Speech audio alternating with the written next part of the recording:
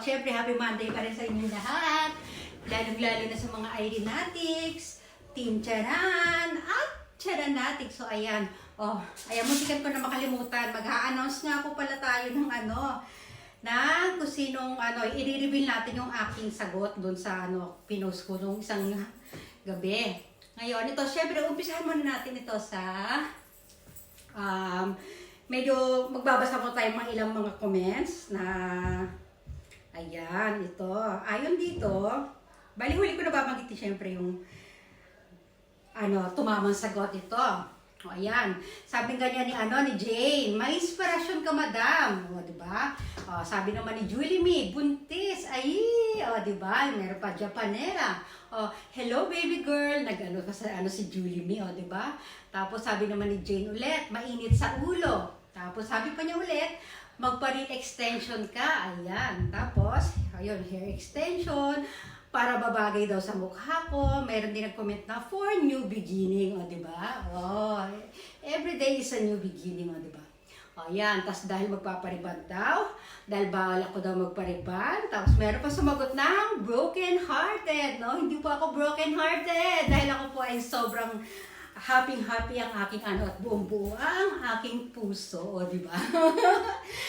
Yan na.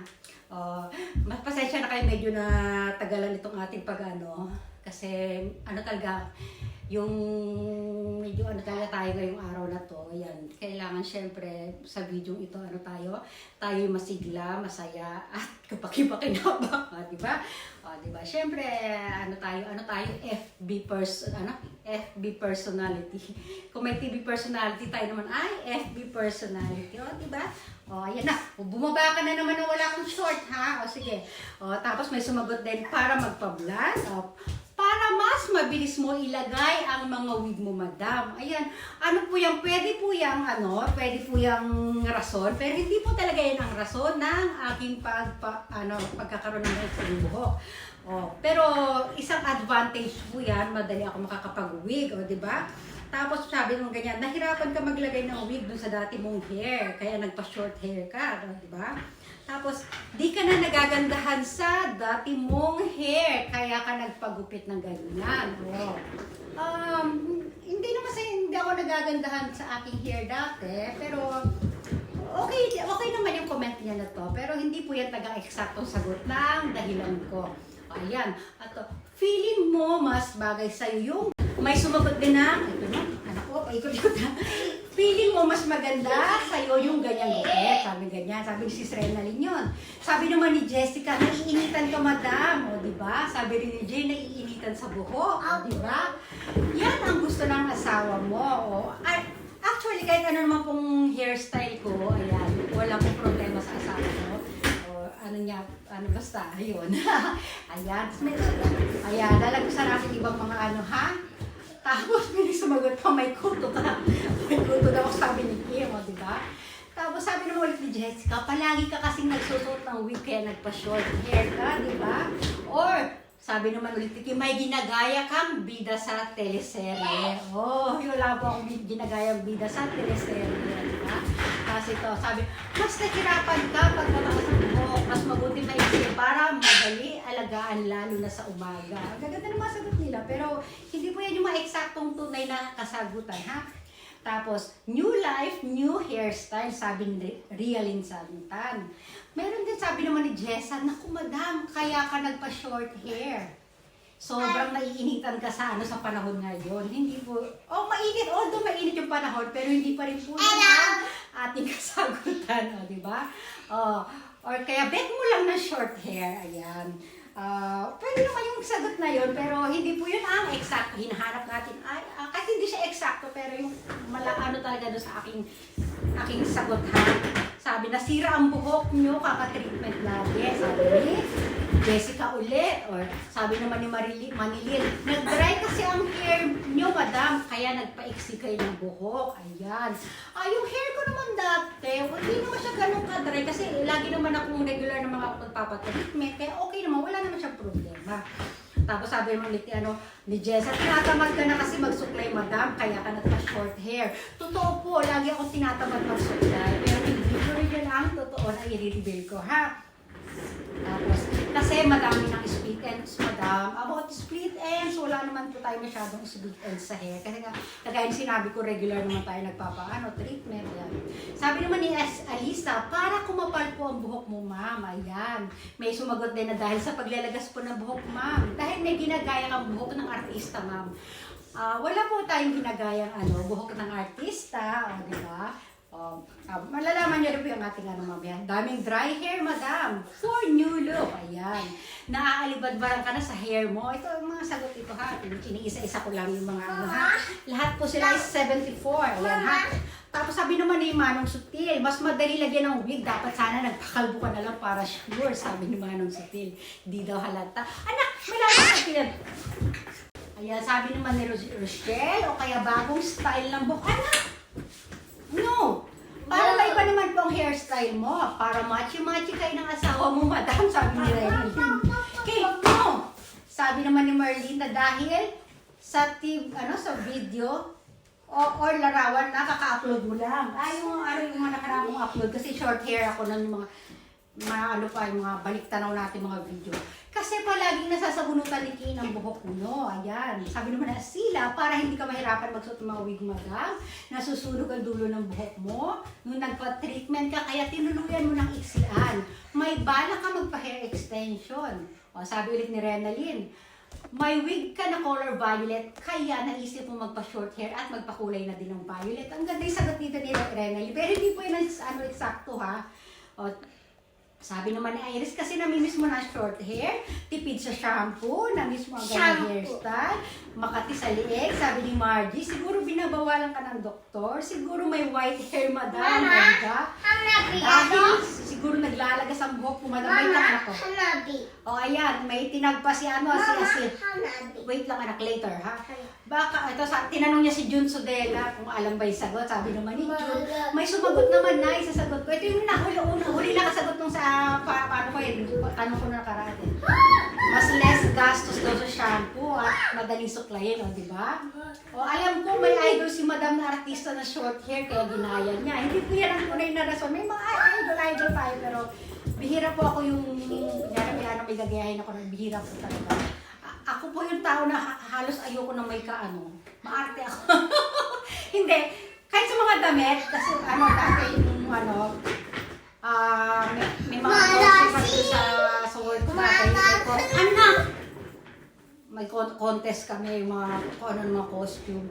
Ang ginagawa ko, iniiba ko talaga yung design ng damit ko para lang wala akong makapareho. Ayan. Ganun din ako sa mga ng style ko. Sabi naman Manong Sutil, dahil summer, sabi ni Marilyn, ginaya mo si Mariel sa buhok mo, madam, yung kabataan pa ni Mariel. Yan ang gusto na hairstyle ng asawa mo, yan ang hairstyle mo nung unang nag-meet kayo. Ano pa ba yung ibang sagot dito? Para madali maglagay at magbabad ng yung whitening soap, sabi ni Yodi. Maganda yung masagot ninyo lahat. Baka madami siyang buhok sa baba, baka hindi putulin. Diba? Sabi naman ni Gladys, para sa akin sis, kahit support kita, maganda ka lang sa kalagi sa panin ko. Thank you po, thank you sa lahat ng mga nag-comments. Pero ang pinakatunay pong sagot dito, ayan, nasa parlor ako, diba? Ang gusto kong ipagupit po talaga ay yung bob cut. Yung bob cut, yung medyo mahaba dito na, ayan, medyo siya, basta bob cut yun. Medyo, kasi pixie cut ito. Ayan. Pixie cut po ang tawag dito sa gupit ko. Ang nangyari po ganito, ayan, nasa parlor na tayo. Ito babala ha. Huwag po tayo masyado magtitiwala sa mga kunyari kahit na anong galing ng mga kailangan i-monitor pa rin natin. Ito, ganito po kasi ganito po kasi ang nangyari niyan, guys. Ngayon, ito ang salarin. Although, in-explain ko naman to sa nagugupit sa akin yung ganito, pinakita ko yung feature, ganyan. To, after namin mag-usap, huling usap namin yun tapos hindi na kami nag-usap, nakaupo na ako doon. Bahala na siya ako nakatutok sa cellphone. 4 hours, ko ng basta hindi naman 4 hours, basta ewan ko kung gano'ng katagal. Kabababad ko ng cellphone. May mga tinatanong siya sa akin, basta oo lang ako ng oo. Hindi ko naman naiintindihan sinasabi niya kasi hindi ko nakakaintindi ako ng Japanese, kaya lang yung mga sinasabi niya, hindi ko na pinapasin, oo nila ako na oo kasi nga busy ako sa cellphone. Kaka-cellphone ko, ayan, yung tapos na, ito na yung ayan na gulat na ako. Sobrang iksi niya, hanggang malayo sa, inaasahan ko, malayo sa sinabi ko sa kanya na ganito ang gusto kong gupit, ganyan. Hindi na ako, wala na ako panahon para magalit or iangal pa sa kanya. Kasi, parang nasabi niya sa akin, tinanong kita, pinanong ko, umuo lang kasi ako ng umuo, di ba?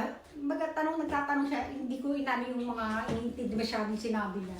Kaya ayan nararam yung sumang-ayon daw ako sa ganyan. Wala tayong magagawa. Tapos kaya simula nun, dyan nag-umpisa tayong magbili-bili ng mga wig. Kasi talagang sobrang iksi niyan guys ha. 2 months na nakalilipas bago ko ini-reveal, di ba? Magto-2 months na pala. Sobrang iksi niyan ganyan. Kaya talagang nagbili ako ng mga wig, ayan. Kaya ayan, umabot na tayo sa pagwiwig ng ganyan, di ba? Tapos after ng 1 week, dahil nakabila ko ng violet na wig pinakulayan ko siya ng di ba? Ng violet para natuwa ako sa color violet. Yun po talaga ang dahilan. Naka-cellphone ko, ayan, yung nag-decision na yung na ganito na lang gugupitin natin. Ayan po. Tapos, ayan na nga ang resulta. Na-reveal ko na siya ngayon. Matagal ko rin siyang itinago. Kaya sobrang dami na ng aking mga wig. Ayan. Pero humahaba na siya. Ayan na. Nagugustuhan ko naman na siya. Ayan. Di ba? Di ba? Lalapit. Lalayo. Na lang ako. Yung kanina yung video ko pala doon kanina. Ayan po talaga yung kulay ng kilikili ko. Hindi kasi yung shadow doon kanina. Wala, pinakita ko lang. Yung shadow kanina ng video doon, yung kilikili ko sa kabila, ang kulimlim, di ba? Ayan. Shadow wheel. Ayan na po, ang nanalo ay si Aztec Kim, or ayan, si Eric Schmidt po ang nanalo sa ating Malapit yung sagot niya. Ito yung pinakasagot niya talaga, Ayan ha, ang sinabi niya. Wait lang, saan na ba si Kim? Hanapin natin. Nagpagupit ka pero sumobrang ikli. Ayan ang sabi niya. Tapos yung hairstylist ang nagdesisyon sa buhok mo. Although hindi naman yung hairstylist natin ang nagdesisyon, tinanong niya pa rin ako. At ako naman ay sumang-ayon. Sumang-ayon lang ako na hindi ko naiintindihan na yung palang itinatanong niya sa akin. So, mali pa rin ako doon. Ayan. Siya lang ang hindi eksaktong gano'n sa sagot ko na pero, yun ang pinakamalapit sa sagot. Linanawin ko lang po. Ito, pamangkin ko to. Wala akong pinagkwentuhan. Talagang ayoko ipakita yung buhok ko kahit kanino. Kahit sa mama ko, hindi ako nag-video call. Sa lahat sila, wala silang alam sa short hair ko. Kahit yung si Kim, best friend ko na pamangkin ko, wala siyang alam sa aking short hair. Kaya baka may mag-isip dyan na ito ay scam na itinuro. Hindi, wala po. Wala po nakakaalam. Ayan. Ayun na po ang tunay na kwento sa likod ng aking maiksing buhok. Di ba? Lalapit. Mag-flex na tayo. Aking mainit ang tubig, lumamig na. Yun na po. Magpapaalam na tayo. Flex muna tayo. Flex na tayo ha. Sige. Di ba? Flex. Yung stomach in ko, nakakalimutan ko na stomach in nga. Stomach in, chest up, sweat out. I-push ang bewang, i-pull ang balakang. Ay, kaya ko pa pala. Sige na, bye everyone! Bye! Woo! Bye! Diba? Maganda naman, diba? Bye!